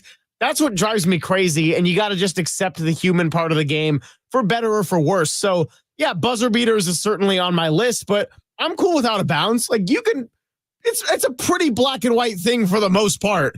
On the line, off the line, that sort of thing. So I think if it's a objective or 99% objective kind of call, I'm good with reviews. That said, tonight, the LeBron thing, I agree, could have taken a minute and a half. Then you have the out of bounds with Wiggins, and I don't remember who it was that went over the top and hit it out. But if you're going to settle on jump ball as the call, then also do that within 2 minutes. Yeah. And then the Draymond Austin Reeves one, that was also pretty obvious, unless you were somehow going to review if Austin Reeves fouled him, which I don't think was ever in question. Draymond's foot was on the line too. Like, let's go, pick it up. And then I don't even want to talk about the clock. Ugh. Yeah. The clock thing's a whole different thing. Couple of quick comments in the YouTube chat. Jimbo, Steph's hand barely touched LeBron, but they kept looking at it. Rich Ray, the LeBron fadeaway 3 was nasty. Yeah, that was one of the best shots I think I've seen this season, but he was out of bounds. Regulator, they need to dictate someone to each NBA game that's already watching the game. From the land of Hella, they should have a 4th ref, period. Our buddy Andis Brown, I hear arguments for a 4th ref who could do quick calls for replays or for plays like the LeBron 3. I could see that happening, speed it up. I mean, to me, that's part of what New York should like. The NFL has mastered that, where it's like they can buzz down. Hey, we looked at this. We're changing the call. Like, and they have the authority to do it. Uncle Looney joking, Greg, they were looking for the tuck rule. They were looking for the tuck rule. Yeah, under the hood there. Well done. Well done as well there. and Regulator also with, I think, a bigger picture point. People complaining about all the foul calls, they have been, so they've decided to let some go. That's why scoring has been down lately. And I know there was a Curry layup where I guess you could hear the slap. You could hear the slap of Curry, even on the broadcast. So that is something that Curry. It does seem Curry. There are a few more of those for Curry that he doesn't get than other superstar players. I don't necessarily go down the road of Curry should be shooting 12 free throws every single game, but I do think there are a couple calls every game where you could say, hey, this player or that player does get that call, and Steph doesn't anecdotally get it as regularly as maybe someone else does. What's up next, Greg? Well, I wanted to play not one, not two, but 3 cuts from Klay Thompson because he was just kind of all over the place tonight with his mood, but he was in a good mood, and it's kind of hard to resist happy Klay. So we're going to go one by one down the list. This is a short one, and he's just talking about how he flourishes when he's not so in his head and he's at peace. And this is what Captain Klay had to say outside the Bay. I don't think so. I just take what the defense gives me, and if they're going to let me get open up some pin downs or some transition threes, and I'm going to shoot it. And I don't try and overthink things and just keep it simple. And that's usually when my game tends to flourish. Keep it simple, Klay. I think coming off the bench has helped him stay out of his head. I think that was on full display. I mean, he's had more eruptions since he's been coming off the bench, over this last month stretch. And here's the other thing. When you bring a guy off the bench and he's able to get out there and chuck it on the nights where he isn't hitting, it makes it easier to not play him. It makes it easier to not play a guy when he isn't on, which I think gives him more opportunities to be on a night. If he is on, he's gonna play a lot and he's gonna finish. If he's not on, then you're gonna maybe go a different direction. But all in all, I think the mindset, Greg, is exactly where you want it to be. Let's hear Klay number 2. Klay number 2 it is. This one is kind of taking a little bit of a passive aggressive shot at the crowd. So you could tell he's feeling his hometown and feeling himself a little bit. This is what he had to say. No offense to the crowd, but you couldn't really tell. I mean, I've been here during a finals game when I was 20 years old. I was very lucky to go with my dad in 2010. So didn't quite feel the same, but it was still a very important game, and I'm very happy with the turnout from our fans. It's cool to see how many Warrior fans show up. Yeah, Warrior fans always travel pretty well down there, regardless of the situation. But you kind of never know what you're going to get. There are, depending upon the night down there at Staples or Crypto. I've covered a lot of games there between the Warriors and the Lakers, the whole playoff series last year, and you do kind of never know what you're going to get. And there are some regular season crowds that do seem pretty sleepy. I think from top to bottom. And, tonight, I think my take on it was, I think Laker fans were smart enough to know that without AD, they probably didn't have a shot unless the Warriors played really badly. And I think that's what ultimately happened. Let's get another Klay Thompson cut. We'll have some fun with numbers. And then we'll wrap it up here on Dubs OT. Some more comments as well. We may go a little bit into the 10 o'clock hour, Greg. If we need to take a break after we're done with Sounds of Silver, let me know. We will. Okay, so we'll take a break and come back, and we'll do a little bit into the 10 o'clock hour. If everybody's okay with that, that's okay with Greg and Kyle. We can do a little bit more into the 10 o'clock hour here. But yeah, let's wrap up Sounds of Silver. What else do we have? Actually, 2 more. So one from Klay and then one from Draymond, because we got to get all the Hall of Famers. And I think most of the chat's going to say Draymond is going to be a Hall of Famer. That's beside the point. Klay is now older and wiser. And he says that conversation he had with Steve Kerr earlier on in the year really helped him be appreciative of his career. Let's hear it. Well, Steve seen it all, really, his time in the NBA, and that conversation just helped me relax a little bit, and instead of chasing, past greatness, just be appreciative of what I'm able to do now, and the road I had to, or the mountain I had to climb to get back to play at this level. So it really helped me just, relax and be myself. Well, and that's what it's all about. And again, like we were just talking about, I think Klay is at his best when he's relaxed, when he's when he's calm, when he's enjoying the water, when he's enjoying Rocco, when he's enjoying like he's at his best when he's just playing and not thinking and not being so hard. We have Steph Curry and not getting upset. What was that? Was that? Oh, that was your Klay. That was somber Klay when he's like, "Oh, we have Steph Curry. Yeah, we have Chris Paul. We have myself, and Draymond Green's going to come back." Well, he failed to mention Jonathan Kuminga, but I saw where he did mention Jonathan Kuminga tonight. Is that our final Klay Thompson cut, or did we already play the final? It is actually not, but we can throw that in quotes of silver, which is saying Jonathan Kuminga is did he say the best athlete in the NBA? He called him the future of the franchise. Oh, yeah. Goodness, Klay. Klay. So we now have Draymond, who has had the high praise for Kuminga, but yeah, tonight it was Klay Thompson saying, calling him the future of the franchise. And it was cool to see Klay and Kuminga both really carry the offensive load when Steph Curry took a second to get going there, because that could have been a 20-point deficit pretty easily. And paper airplane Klay was back tonight. Yes, he was. Press conference. Paper airplane Klay, which I can't remember the last time we saw paper airplane Klay. So the vibes are suddenly back. And you got Steve Kerr talking about urgency and winning 10 in a row, and all of a sudden, the Warriors, for whatever reason, they have played much more free and easy on the road, and much more like the best version of themselves on the road. That's going to have to start translating. I know I say it every single night, but that's got to start translating to the Chase Center hardwood here between now and the end of the regular season. Well, that's a nice tie-in to our final cut in Sounds of Silver, because this is Draymond Green talking about how Steve Kerr really preached a sense of urgency, like a playoff type of game, for the team tonight. And I think it showed when they were on the court. I'm going to have the dump button ready because it is Draymond Green that's talking, but this is what he had to say. Yeah, we know what it takes. We understand. I think we had a good balance on our team. Guys who need to bring energy and are bringing that energy. It was great for, sometimes you kind of go in these situations and it's like, do you talk about it? Does it add more pressure? Do you kind of just and I thought it was amazing for Steve to come in like, listen, this is a big game. This is a playoff game. And we need to go out here with that type of focus and win it. And, guys were locked in and got the job done.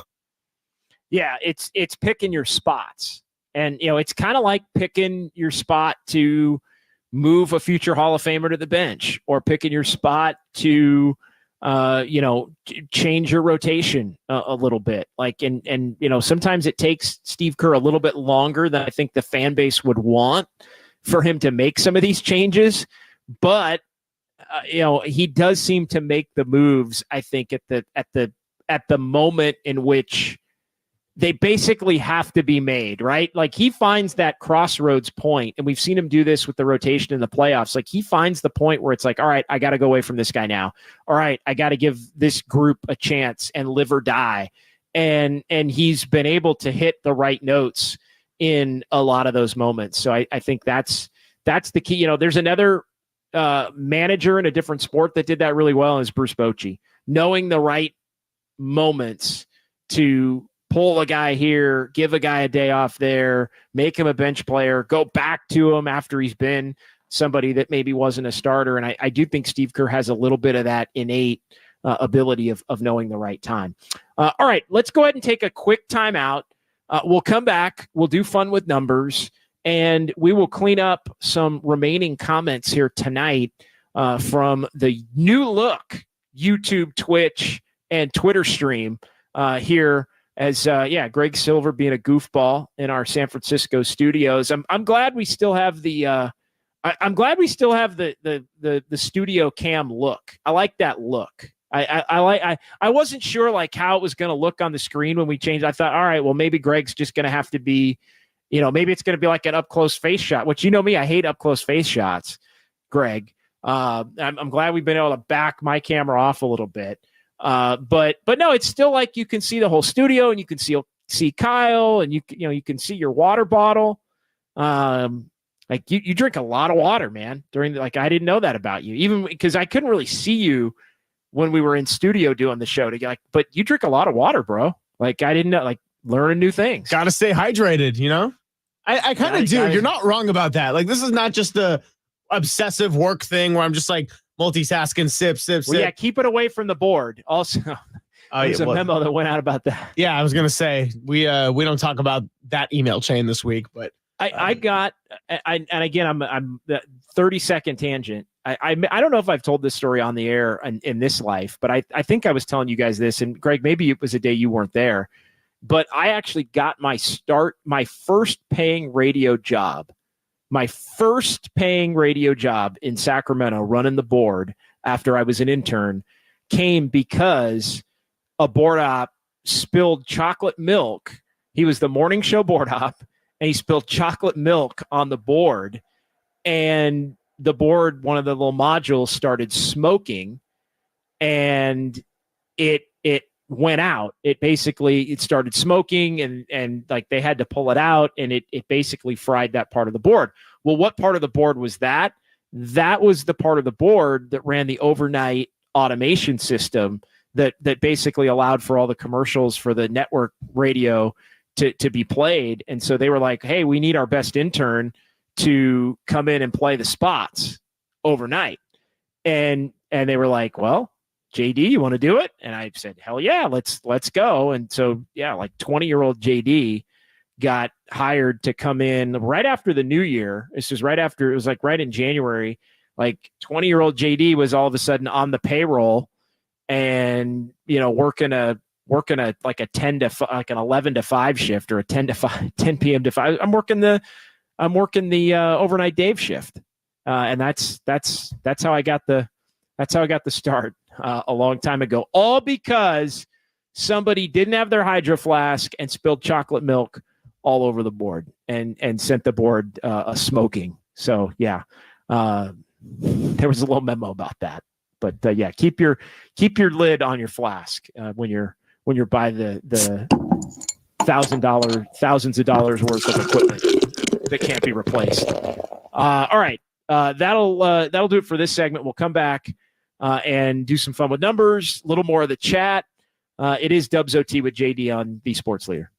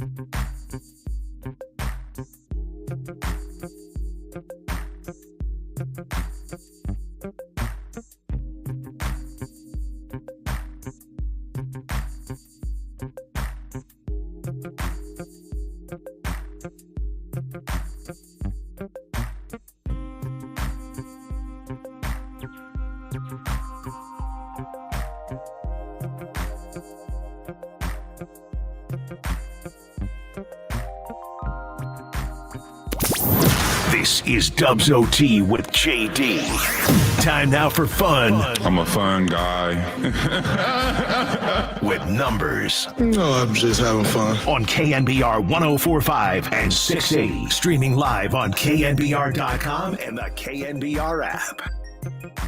All right, Warriors win in LA. Final score 128-121. So the Warriors are 35-31. Final segment here on KNBR, the sports leader. Appreciate everybody on YouTube and Twitch, as always. But let's get into our fun with numbers here for this evening, as the Warriors do get the job done in LA. Now, 2-1 are the Warriors on the 3-game road trip, a winning road trip for the Warriors. And I know at the beginning of this trip, we thought, all right, you got to win the San Antonio game and at least split the other two. And they did win the San Antonio game and split the other two. So I think, in a vacuum, you take the 2-1. I know we were going back to the 3-game increments, and the Warriors have another 3-game homestand beginning on Monday with the Knicks, Grizzlies, and Pacers. But you take that 2-1, even off of the 1-2 that last 3-game stretch was at home. They've won 10 of the last 12 on the road. 10 of the last 12 on the road. That goes all the way back to February 5th when that streak started. And the Warriors only 2 losses on the road over that span. Gosh, I mean, what Boston was the one, and I'm trying to think what was the other one recently here where the Warriors got beat on the road. What was the other one in that stretch? Or did that include the Atlanta loss as the other one?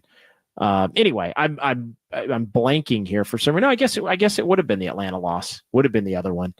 So that actually goes back prior to the game against Atlanta in early February. Some other notes here. The Warriors ended, and we were talking about this one, an 8-game losing streak in Los Angeles against the Lakers and the Clippers. The last win for the Warriors at Crypto.com Arena was November 28th of 2021. So the championship season in November, they beat the Clippers 105-90. The Warriors ended a 3-game road losing streak against the Lakers, which went back to that season, early in that season as well. The Warriors won an opening night against the Lakers down there at Crypto.com Arena in the championship season. They won on opening night down there and had not won since. 7 turnovers for the Warriors, second fewest in a game this season. And that was the franchise record tying 5 that they had in Chicago on January the 12th. This was the 9th time that the Warriors had 3 players score 20 or more points. Greg, you noted that one during one of our earlier off-air chats. And the Warriors now 5-4 in those games. 5-4 when they have 3 players score 20 or more. I feel like I thought it was 5-5. Better. I've got 5-4. I've got 5. All right, I'll take the JD word over NBC Sports Bay Area. Yeah, I've got 5-4. I've got this is the 9th and 5-4. Let me look. This starting lineup for the Warriors, by the way, now 7-2. 7-2. The Curry, Podziemski, Wiggins, Kuminga, Draymond Green starting lineup. With the 7 turnovers, all the more impressive because the Warriors dished out 38 assists. 29th game this season with at least 30 assists. And that's been a good indicator. Warriors are 20-9 when they have 30 assists or more. That usually means, you can't get an assist without a shot going in. So that means you're making shots in addition to moving the basketball. And the Warriors they shot it at 52.6%. So they're 17-2 when they shoot 50% or better on the season. And the Warriors 13-3 when they get 30 assists and shoot 50% from the field. So your team collective, Warriors do have the season series advantage over the Lakers with the finale at Crypto.com Arena on April the 9th. And we talked again about the 3-game homestand that's coming up. Some individual numbers. Curry in his return, 25th 30-point game of the season, 26 of the 30 basically came in a 16-minute stretch from the end of the second quarter through the first 8 minutes of the third quarter. Klay Thompson, 6th game this year, scoring at least 20 off the bench, 21 in the first half. Third time this season, Klay's had at least 20 and a half. And then Jonathan Kuminga, 23 points. He's had 20 or more in 8 of the last 10. He's averaging 21.3 over the last 10. And after a little bit of a scoring dip, he's picked it back up. And he's added the 3-point shot looks a little better. And some of the jumpers look a little bit better as they had than they did, rather, earlier in the year. And then Brandon Podziemski, league-leading 34th charge for Podziemski. For those who are asking, why is Podziemski getting so many minutes? A big part of that is it's the charges and being a willing defender and keeping the ball moving and making a positive impact on the game even when you don't score. We did have a caller, Greg, who mentioned, hey, you can get away with it. You can't get away with him having 5 points every night, but tonight was a night where you can. And Trace Jackson-Davis, here's the most important nugget on TJD. At least 20 minutes for a 4th straight game. So he's becoming a trusted member of the rotation. And in games where he plays at least 20 minutes, TJD averaging 11.5 points, 8 boards, 1.7 assists, 1.7 blocks in those games where he plays over 20. He's averaged about 24. So TJD impactful when he gets opportunities. And, he's become somebody that Steve Kerr in that 20 to 25 game minute mark. Some final thoughts here before we call it a night. And I do want to go back into the text line here, the Golden State Lumber and Building Materials text line 209. This was a statement win to the Lakers if they meet in the play-in game.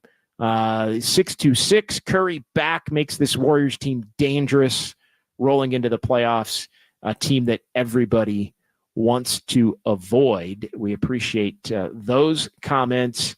And then, I wanted to go back into the YouTube chat a little bit. Anything stand out, Greg? I know that in studio you got to turn and look and do different things, and you got a million different screens there. But anything stick out as far as just some final thoughts on the YouTube chat and some of the comments there? I want to maybe try to sneak in a couple of more as we reach beyond the 2-hour mark. I know we got on a little bit after 8 tonight, but we are rolling beyond 2 hours here after a big Warriors win, and that's what we're here for. When the Warriors go big, we go big, Greg. But yeah, some final comments in the YouTube chat tonight. Saturdays are for the grind. Every day is different. Love doing the shows. Very thankful we had Kyle in today because I've had a couple of weekend shows where it's just been me and you. So as far as the studio goes, just been me. And that is a whirlwind, including the last Laker game. No, I take it back. 2 Laker games ago. The last Saturday Laker game, the double overtime one. That was a solo effort here in the studio. And that was a crazy grind, a fun one, but it was a lot. So just every day is different, but I'm glad we got to do the shows. I love our new stream setup. Love all the people who've stuck with us start to finish in the chat. And, you know, I think it's a reminder of how good the Warriors can look when everybody's playing their best basketball. I know Anthony Davis was out, and we addressed that in the question of the night, but Steph Curry, Klay Thompson, Draymond Green, Jonathan Kuminga, Andrew Wiggins, that's your 5. Like, they all had pretty good games tonight, in my opinion. And I know the Lakers are also inconsistent, but that's a team they've struggled with, and you gotta take your pluses where you can. No, and the Warriors have found some. I think getting back to that main rotation tonight was key. Rich Ray, Warriors are peaking at the right time, it seems. We're about to find out if they are. Land of the Hella. Hopefully, Kerr has ended the Saric experience. I think he most definitely has for now, and. We'll see. Cliff chiming in. Kerr finally deciding to play TJD. Better late than never. Again, I don't necessarily think he waited too long. I think the development has been there, and I think the way that they've brought TJD along has been right. To this point, I don't think he's really gone through lengthy stretches where he hasn't played at all. And when he has played, he's been impactful, and they've made the point that they need to get him ready for a playoff series because he does bring an element that this team flat out hasn't had. We had Drew Down chime in again. He started the show with "I hate the Lakers," and we'll end the show with Drew Down in the YouTube chat saying "I hate the Lakers." Let's also quickly revisit our question of the night. Need to make sure we do that before we get out of here tonight. And our question of the night, Dubs OT question of the night: does the Warriors win in LA change your views on a possible play-in matchup versus the Lakers? 63.9% of the vote saying no, AD out changes it all. 36.1% of the vote saying yes, they were locked in, your 2 choices. And hey, I've even got the threads. I've even got the threads pull up. I'm going to vote, and it's an even more threads community is so ready to embrace you. I'm telling you. Yeah. Now I'm back on threads. I do want to mention. I do want to mention that at JD John Dickinson, I'm going hard on threads between now. I'm just picking up, even though I've been dormant for almost 2 months. And really not that interactive with it to begin. I am going all in, and we're going to promote the threads, and I'm going to. Even if I'm just copying and pasting tweets, we're going to come up with different things we can do on threads. And threads is going to be a part of the equation for those that enjoy that experience here between now and when the season ends. But yeah, looking at the threads, even more pronounced, 68-32 in terms of now nothing changes the views. The text line comments much more in favor of, this game was a statement, Greg. Statement win for the Warriors, but can they back it up? That we will find out on Monday. Join us, Harmonic Brewing, Monday following the ball game.